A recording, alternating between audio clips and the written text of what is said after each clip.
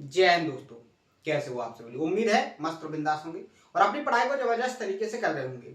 अपना जो लास्ट का सेशन हुआ था ज्योमेट्री में, उसमें मैंने आपको जो क्वाड्रिलेटरल होता है, जो चतुर्भुज होता है, उसमें सेकंड कॉन्सेप्ट रेक्टेंगल को पूरी तरीके से फिनिश किया था, जिसमें मैंने आपको रेक्टेंगल के बेसिक से लेके एडवांस लेवल तक, चाहे वो प्री लेवल के क्वेश्चन हो, चाहे वो मेंस लेवल के क्वेश्चन हो, हर एक एग्जाम को टारगेट करते हुए मैंने जितने भी टाइप के कॉन्सेप्ट बन सकते थे, हर एक टाइप के कॉन्सेप्ट को मैंने प्रॉपर तरीके से आपको समझाने की कोशिश की थी। उम्मीद है आपने बहुत मेहनत के साथ हर एक कॉन्सेप्ट को नोट किया होगा, हर एक कॉन्सेप्ट का रिवीजन किया होगा और उस पर मैंने जितने भी टाइप की लैंग्वेज के आपको क्वेश्चन प्रैक्टिस करवाए हैं, मैंने हर एक टाइप की लैंग्वेज के क्वेश्चन प्रैक्टिस करवाने की कोशिश की है, जिससे ना तो आपका कोई टाइप छूटे, जिससे आपको कॉन्सेप्ट समझने में कोई दिक्कत ना हो। हर एक लैंग्वेज को मैंने बहुत अच्छे से प्रैक्टिस करवाने की कोशिश की है। आप लोग भी मेहनत के साथ एक बार उसको खुद से प्रैक्टिस करने की कोशिश जरूर करना।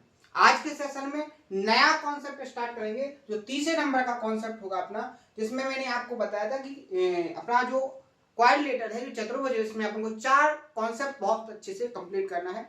मैंने आपको सबसे पहला कॉन्सेप्ट करवाया था वर्ग, उसके बाद रेक्टेंगल, उसके बाद तीसरा कॉन्सेप्ट चलना है अपना पैरेललोग्राम और चौथा जो कॉन्सेप्ट है वो है रोम्बस, यानी कि समांतर चतुर्भुज और समलंब चतुर्भुज। अपने 2 टॉपिक और रह गए हैं और इसके बाद अपना जो क्वाड्रिलेटरल है वो कंप्लीटली फिनिश हो जाएगा।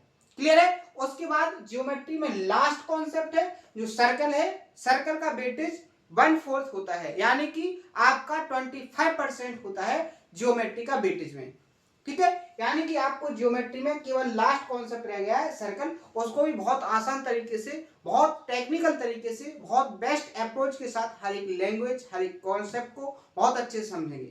लेकिन अभी जो कॉन्सेप्ट रह गए हैं अपने क्वाड्रिलेटरल के, उसको सबसे पहले कंप्लीट करेंगे। बहुत शानदार तरीके से मैं आपको हर एक कॉन्सेप्ट समझा रहा हूं, तो आप मेहनत के साथ उसको बहुत अच्छे से कंप्लीट करो, क्योंकि अपन यहाँ पर जो कंप्लीट प्रिपरेशन कर रहे हैं वो एक सिलेक्शन के पर्पज से कर रहे हैं। आप किसी एक सिलेबस को कंप्लीट नहीं कर रहे हैं, क्योंकि सिलेबस करने वाले तो अभी तक 6-6, 7-7 साल तक क्या करते हैं, सिलेबस को ही पूरा करते हैं, वो सिलेक्शन नहीं ले पाते हैं। लेकिन अगर अपन ऑथेंटिक तरीके से, प्रॉपर तरीके से एक एग्जाम में सिलेक्शन की कंटेंट पर काम करेंगे तो अपन को सिलेक्शन बहुत कम टाइम में भी मिलेगा और अपनी जो मेहनत है अपन सिलेक्शन वाले कंटेंट पर लगाएंगे तो अपन को सफलता बहुत आसान तरीके से भी मिल सकती है। तो अपना वही उद्देश्य है, वही पर्पज है कि अपना जो कंटेंट है वो एग्जाम ऑथेंटिक होना चाहिए और अपना जो प्रैक्टिस है वो एग्जाम वाले कंटेंट पर ही होनी चाहिए।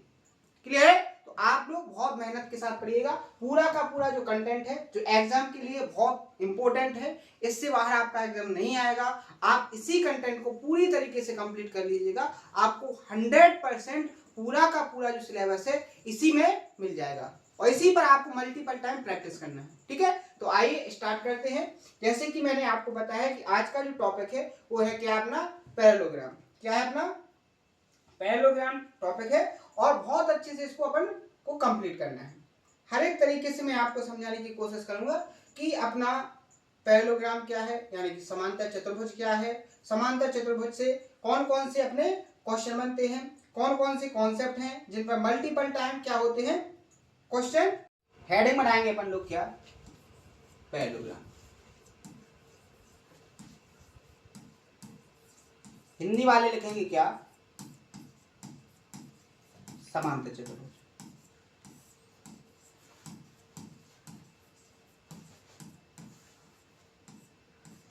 आप लोगों को प्रॉपर तरीके से कॉन्सेप्ट को समझना है। इस पर जो क्वेश्चन क्रिएट होते हैं वो अगर आपकी कॉन्सेप्टली क्लियरिटी है तो आप क्वेश्चन को विद इन टाइम के अंदर सॉल्व कर लोगे, और आपके यदि कॉन्सेप्ट प्रॉपर तरीके से कंप्लीट नहीं है तो आप क्वेश्चन को सॉल्व करने में बहुत ज्यादा टाइम वेस्ट कर लोगे। ठीक है, तो एग्जामिनर ऐसे ही क्वेश्चन ज्यादातर क्रिएट करने की कोशिश करता है जिसमें जो स्टूडेंट है अगर उसकी कॉन्सेप्चुअली क्लियरिटी नहीं है तो उसमें अपना टाइम वेस्ट करे। लेकिन अपन को ऐसी जगह पर नहीं फंसना है। अपन को हर एक तरीके से, हर एक एग्जाम के पॉइंट ऑफ व्यू से हर एक कॉन्सेप्ट को प्रॉपर तरीके से कंप्लीट करना है कि अपन किसी भी कॉन्सेप्ट में फंसे नहीं।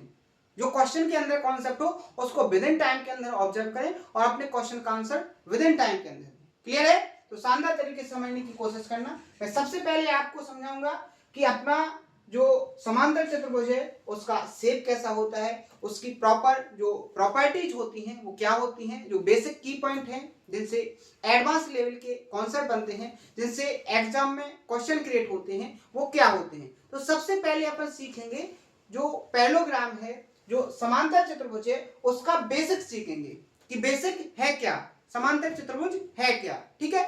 फिर उसके बाद अपन कॉन्सेप्ट पर बात करेंगे। बहुत ज्यादा मैंने क्वेश्चनों को प्रैक्टिस के लिए लिया है, आप बिल्कुल भी टेंशन मत करना। मैंने कम से कम 60 से 65 क्वेश्चन आपकी प्रैक्टिस के लिए लिए हैं और बहुत शानदार क्वेश्चन है, एग्जाम में आए गए क्वेश्चन है और आगे कैसे क्वेश्चन आएंगे उन सभी क्वेश्चनों को मैंने बहुत अच्छे से कंपाइल करके आपको प्रैक्टिस करवाने की कोशिश की है, आपको बहुत शानदार कंटेंट में प्रोवाइड करवाने की कोशिश कर रहा हूं, ठीक है। तो यहां पर बात करेंगे सबसे पहले डायग्राम की, कि जो अपना समांतर चतुर्भुज होता है उसका शेप कैसे होता है। तो सबसे पहले मैंने आपके सामने एक डायग्राम बनाया। डायग्राम में आपको दो कंडीशन दी जाती हैं। अगर आपका समांतर चतुर्भुज होगा तो समांतर चतुर्भुज में क्या होता है कि एक ऐसा चतुर्भुज जिसमें आमने सामने की भुजाएं जो होती हैं वो कैसी होती हैं, एक दूसरे के पैरेलल होती हैं। जैसे बात करेंगे, मैंने आपके सामने जो डायग्राम बनाया है, इस डायग्राम का ये हो गया ए वर्टेक्स, ये हो गया आपका बी वर्टेक्स, और ये हो गया आपका सी वर्टेक्स, और ये हो गया आपका डी वर्टेक्स। यानी ए बी सी डी एक क्या बन गया आपका क्वाड्रिलेटरल यानी चतुर्भुज। अब इस चतुर्भुज के अंदर आपको एक कंडीशन दी गई है। वो कंडीशन क्या है कि यहाँ पर ए बी के सामने जो साइड है सी डी, ए बी के सामने जो साइड है सी डी, और आपकी बी सी के सामने जो साइड है आपकी ए डी, इनका जो युग्म है ये एक दूसरे के कैसे है, पैरेलल। पैरेलल का मतलब क्या होता है कि दो ऐसी साइड्स जो एक दूसरे को इनफाइनाइट तक बढ़ाने पर कभी भी एक दूसरे को इंटरसेक्ट ना करें। जैसे मैं आपके सामने ये दो लाइन खींच रहा हूं, इनको आगे पीछे कहीं भी अनंत तक बढ़ाया जाए तो ये कभी भी एक दूसरे को इंटरसेक्ट ना करे, यानी इनके बीच का जो स्पेस है वो हमेशा कैसे रहे, इक्वल रहे। अगर ये डी है यहाँ पर स्पेस तो ये भी डी होगा और ये भी डी होगा, यानी कि इनके दो लाइन के बीच का जो स्पेस है अगर वो इक्वल रहेगा तो वो दोनों लाइन एक दूसरे की कैसे हो जाती हैं, पैरेलल हो जाती हैं। जब मैंने आपको लाइन वाला कॉन्सेप्ट पढ़ाया था, सबसे पहला जो कॉन्सेप्ट हुआ था अपना लाइन और एंगल से रिलेटेड हुआ था, उसमें मैंने आपको बहुत अच्छे से ये कंप्लीट करवाया था। तो यहां पर आपको जो मिला है वो क्या है कि ए बी जो पैरेलल है, ए बी समांतर है आपका सी डी के, ए बी समांतर है सी डी के, और आपका जो बी सी है वो पैरेलल किसके है, ए डी के। ये आपको दो कंडीशन दी गई हैं, दोनों कंडीशन के थ्रू आपने क्या बनाया, एक डायग्राम बनाया जिसको अपन क्या बोल रहे हैं, पैरेललोग्राम, यानी कि समांतर चतुर्भुज। क्या बोल रहे हैं, समांतर चतुर्भुज। क्लियर है। अब अपन को बात करना है कि इससे बेसिक कॉन्सेप्ट क्या निकलते हैं, बेसिक की पॉइंट क्या है। तो सबसे बेसिक जो सबसे पहला कॉन्सेप्ट है वो अपन पैरेलल लाइन से ही निकालेंगे। कैसे, मैंने आपको जब लाइन और एंगल का कॉन्सेप्ट पढ़ाया था तब मैंने आपको बताया था कि अगर दो लाइन कोई पैरेलल है और उसकी एक ट्रांसवर्सल लाइन है तो जो अल्टरनेट एंगल होते हैं वो कैसे होते हैं, इक्वल होते हैं। कैसे होते हैं, इक्वल होते हैं। जैसे बात करेंगे, अगर ये थीटा है तो ये वाला एंगल भी कैसे होगा, थीटा होगा। अगर ये थीटा है तो ये क्या लीनियर पेयर है तो ये क्या हो जाएगा आपका 180 माइनस थीटा। क्या बताया था, 180 माइनस थीटा। एक और मैंने आपको कॉन्सेप्ट बताया था कि अगर आपके दो लाइन पैरेलल हैं और एक ट्रांसवर्सल लाइन है तो जो आपकी जो त्रियक रेखा है, त्रियक रेखा की एक ही तरफ की जो क्या है एंगल है, अंतःकोण, उनका योग कितना होता है, 180 होता है। जो सम होता है वो कितना होता है, 180 डिग्री होता है। कितना होता है, 180। जैसे आप यहाँ पर 180 माइनस थीटा प्लस थीटा को ऐड करोगे तो आपको क्या मिलेगा, यहाँ पर 180 डिग्री। क्लियर है। तो मैंने आपको ये लाइन और एंगल वाले कॉन्सेप्ट में बहुत अच्छे से करवाया था। अब आपको यहाँ पर पता है कि यहाँ पर आपकी ए बी और सी डी एक दूसरे के कैसे हैं, पैरेलल हैं। और आपकी यहाँ पर देखो ए डी क्या हो जाएगी, एक ट्रांसवर्सल लाइन। अगर ये थीटा है तो आपका ये एंगल क्या होगा, 180 माइनस थीटा। क्या होगा, 180 माइनस थीटा। नेक्स्ट आगे देखो, बहुत ध्यान से देखना। यहां पर अगर आप देखो कि एडी और बीसी एक दूसरे के पैरेलल हैं, एक दूसरे के पैरेलल हैं।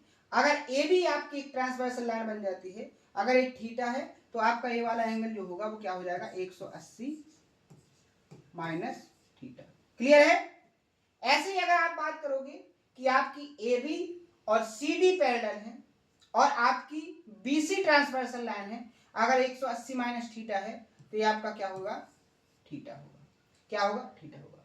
तो सबसे पहला जो कॉन्सेप्ट निकल के आया है यहां से अपना, वो क्या आया है, आप डायग्राम में देखोगे तो आपको पता चलेगा कि यहाँ पर जो अपना पैरेललोग्राम है, जो समांतर चतुर्भुज है, समांतर चतुर्भुज में जो आमने सामने के कोण होते हैं वो कैसे होते हैं, इक्वल होते हैं। ए के सामने वाला कोण क्या है सी, बी के सामने वाला कोण क्या है डी।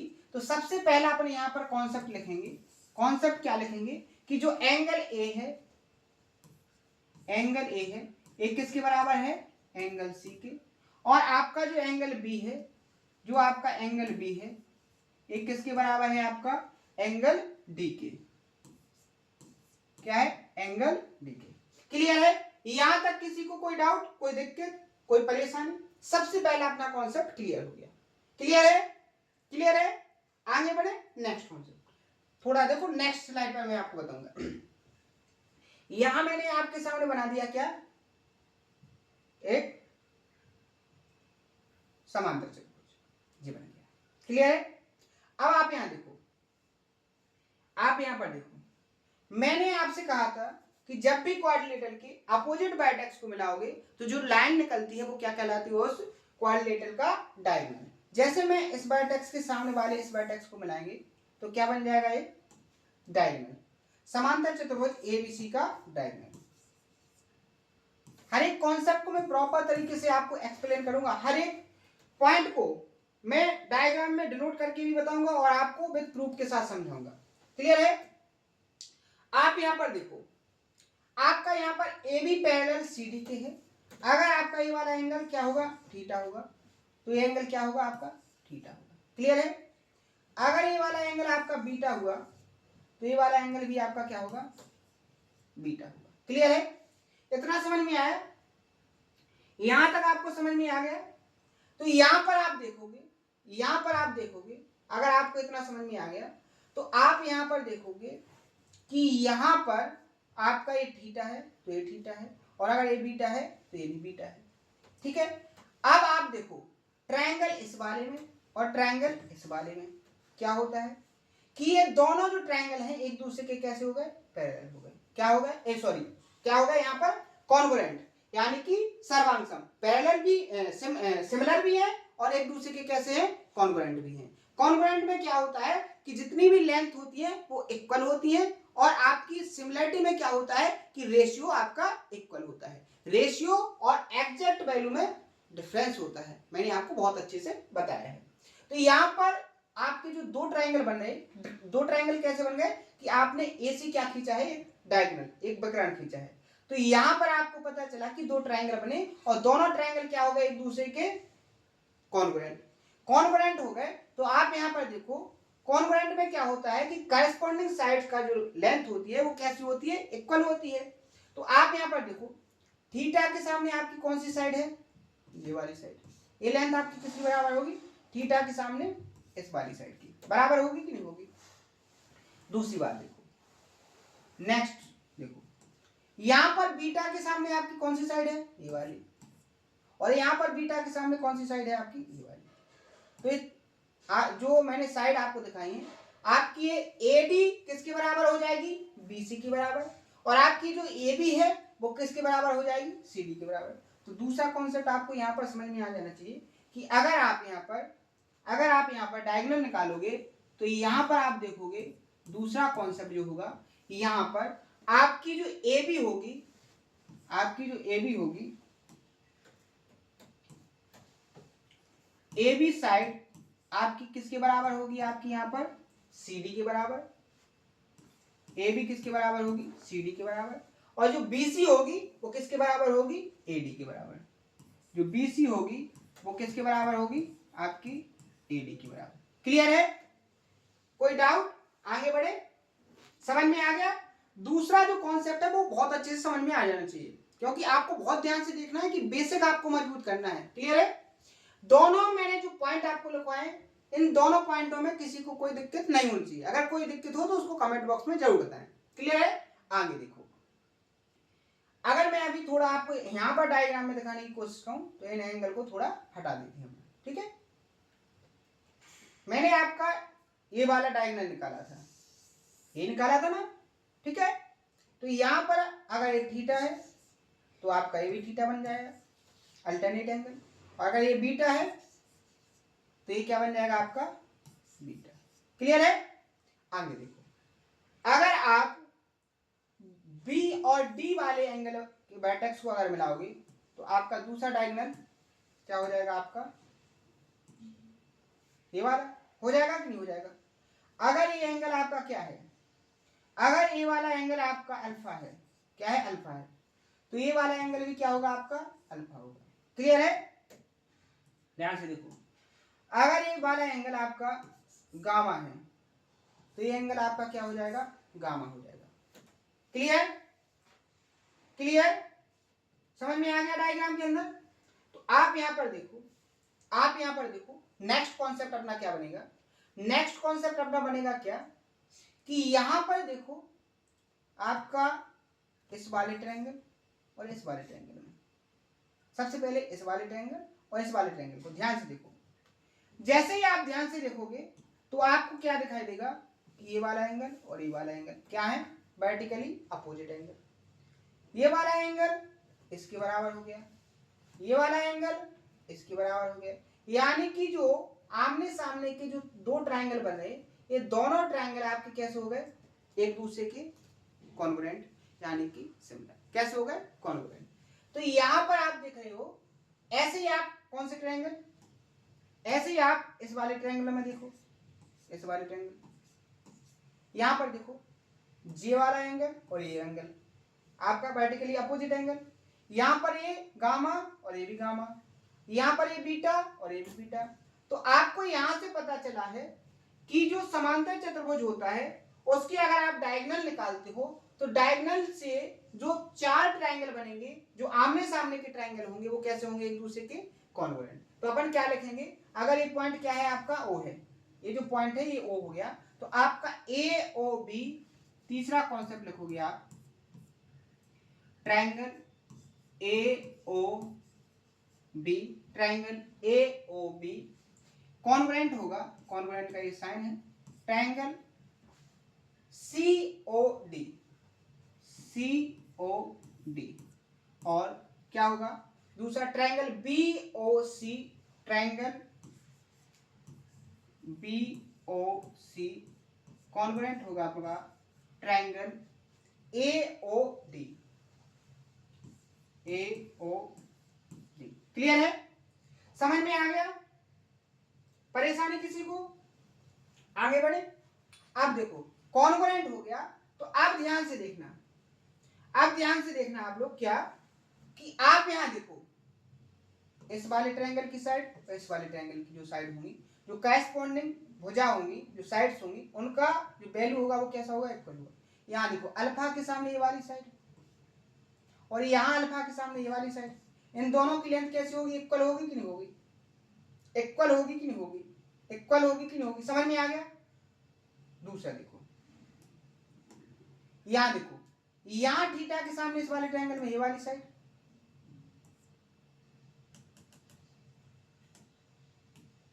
यहां देखो ये वाली साइड इसके बराबर होगी, और यहां देखो ये थीटा के सामने ये वाली साइड और इसमें थीटा के सामने ये वाली साइड, ये कैसे होंगी, इक्वल होंगी। तो यहां से आपको क्या समझ में आया, यहां से आपको समझ में आया कि जो आपके यहां पर आपको समझ में आया कि यहां पर जो आपके पैरेललोग्राम होगा उसके जो डायगोनल होते हैं एक दूसरे को क्या करते हैं, एक दूसरे को बाइसेक्ट करते हैं, यानी कि इक्वल टू पार्ट में डिवाइड करते हैं। तो यहां पर चौथे नंबर का आप लोग कॉन्सेप्ट लिखोगे कि डायगोनल, डायगोनल्स, डायगोनल बाइसेक्ट, या ऐसे पहले ऐसे लिख लो, समझ में आएगा, ऐसे कॉन्सेप्ट लिखो, ज्यादा ध्यान रहेगा आपको, कि यहां पर आपका ओ ए बराबर क्या होगा OC, और ये बराबर किसके हो जाएगा, आपका जो AC डायगोनल है इसका आधा, AC डायगोनल है इसका आधा। ये ज्यादा समझ में आएगा, ये बेटर तरीके से समझ में आएगा, ठीक है। दूसरा देखो, आपका जो OB है, आपका जो OB है ये किसके बराबर हो जाएगा, आपका OD के बराबर, किसके बराबर, OD के बराबर, और ये किसके बराबर हो जाएगा, BD का आधा,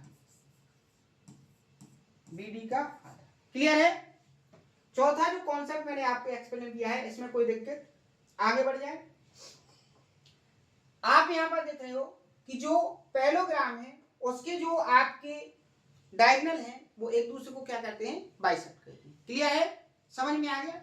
लेकिन चौथा पांचवा पॉइंट, यहां पर आप देख रहे हो कि यहां पर आपके जो वर्टेक्स पर बना एंगल है, यहां पर जो वर्टेक्स पर बना एंगल है, यहां भी वर्टेक्स पर बना एंगल है, ये भी वर्टेक्स पर बना एंगल है, यहां पर ये जो डायगोनल होते हैं वर्टेक्स पर बने एंगल को बाइसेक्ट नहीं करते हैं। यहां देखो ये थीटा है और ये बीटा है, यहां देखो अल्फा है और ये क्या है, गामा है, यहां देखो थीटा और बीटा। तो यहां पर पांचवा जो कॉन्सेप्ट लिखोगे, जो की पॉइंट लिखोगे, वो क्या लिखोगे, डायगोनल्स, डायगोनल्स डोंट बाइसेक्ट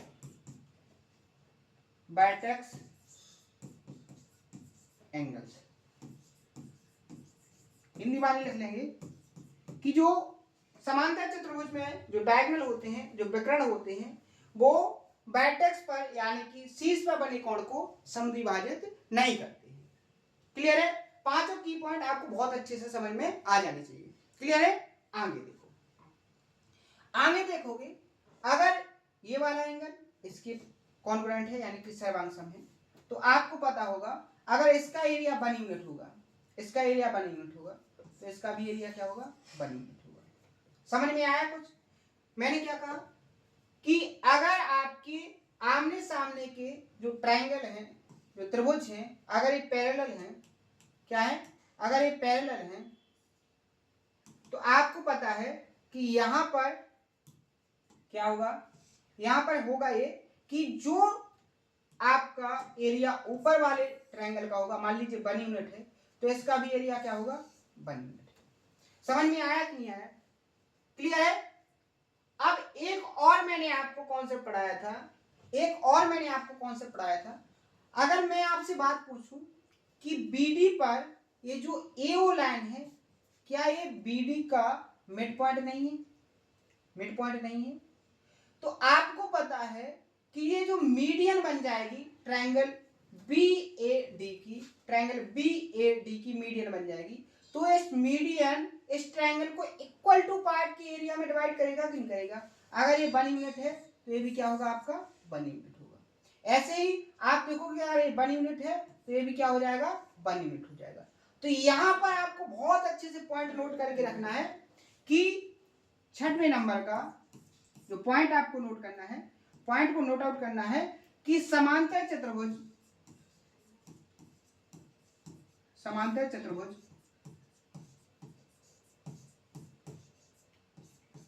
के डायगोनल्स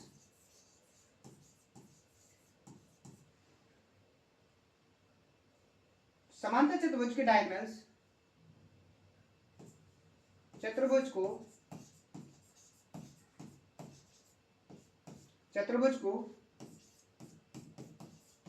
इक्वल एरिया, इक्वल क्षेत्रफल के 4 ट्रायंगलों में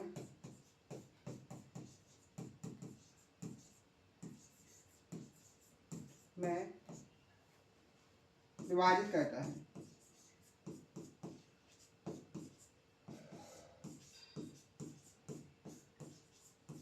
ठीक है।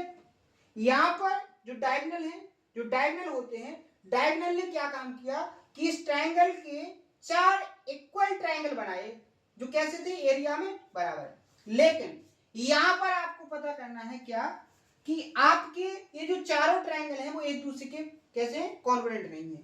आपके आमने सामने के ही ट्रायंगल क्या है, एक दूसरे के कॉन्ग्रुएंट।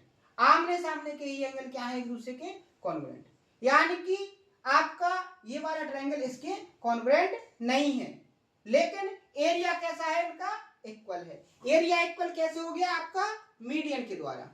समझ में आ गया। तो मैंने आपको क्या 6 पॉइंट लिखवाए। आपका जो बेसिक था पैरेललोग्राम से यानी कि समांतर चतुर्भुज से आपके 6 कॉन्सेप्ट मैंने की पॉइंट लिखवाए। 6 ही बहुत इंपॉर्टेंट कॉन्सेप्ट हैं, इनको बहुत अच्छे से आपको कंप्लीट करना है, प्रॉपर तरीके से नोट करना है, शानदार तरीके से आप नोट बनाइएगा, प्रॉपर तरीके से उसका रिवीजन कीजिएगा।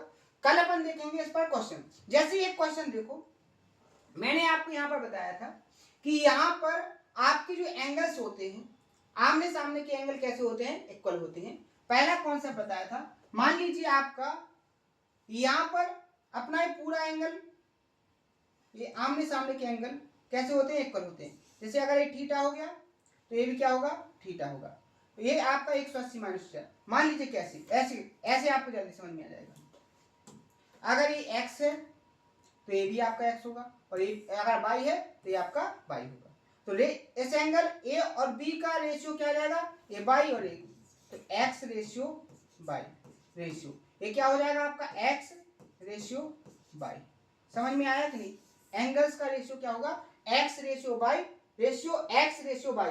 तो वो जो आपका क्वाड्रिलेटरल होगा वो कैसा होगा, समांतर चतुर्भुज। जैसे इस पर एक क्वेश्चन क्रिएट किया गया था, क्वेश्चन आप यहाँ पर देखोगे, यहाँ पर आपको रेशियो दिया गया था कि आपके जो एंगल है वो एक रेशियो में क्या 3:11 रेशियो 3:11। तो यहाँ पर आपको टाइप बताना था कि ये चतुर्भुज ये क्वाड्रिलेटरल किस शेप का होगा। तो आपका यहाँ पर आंसर ऑप्शन नंबर ए क्या हो जाएगा, करेक्ट आंसर। यहाँ आपको एक क्वेश्चन सिंपल लगा है, लेकिन जब एग्जाम में आएगा, जब आप बहुत सारे क्वेश्चन देखोगे तो आपको एक कॉन्सेप्ट अगर आप प्रैक्टिस करके नहीं जाओगे तो ये हिंट नहीं करेगा और आप इस क्वेश्चन को स्किप कर दोगे। लेकिन ये 1 सेकंड का क्वेश्चन है, ऐसे आपको कॉन्सेप्चुअली क्लियरिटी करके रखना है। क्लियर है। तो मैंने आपको कॉन्सेप्ट भी बता दिया और कॉन्सेप्ट पर मैंने आपको एक क्वेश्चन भी प्रैक्टिस करवाया। आगे कल बहुत सारे कॉन्सेप्ट बताएंगे और बहुत सारे क्वेश्चनों की प्रैक्टिस भी करवाएंगे। तो आज के सेशन में इतना ही। थोड़ी गर्मी ज्यादा है, मेहनत ज्यादा लग रही है, इसलिए अपन कल देखेंगे और कल शानदार तरीके से सेशन को लेंथी बनाएंगे और प्रॉपर तरीके से अपन कॉन्सेप्टों को देखेंगे। तो मेहनत के साथ आप लोग पढ़ते रहिएगा, हर एक कंटेंट पे आप मेहनत कीजिएगा, प्रैक्टिस कीजिएगा। 2 चीजों पर आपको बहुत अच्छे से फोकस करना है, फॉलो भी करना है उनको, कि पेशेंस और प्रैक्टिस, यही आपकी सक्सेस का मूल मंत्र है। इसी पर आपको काम करना है, इसी से आपको सक्सेस बहुत कम समय में मिल जाएगी। तो आज के लिए इतना ही, मिलते हैं नेक्स्ट सेशन में। थैंक यू, धन्यवाद।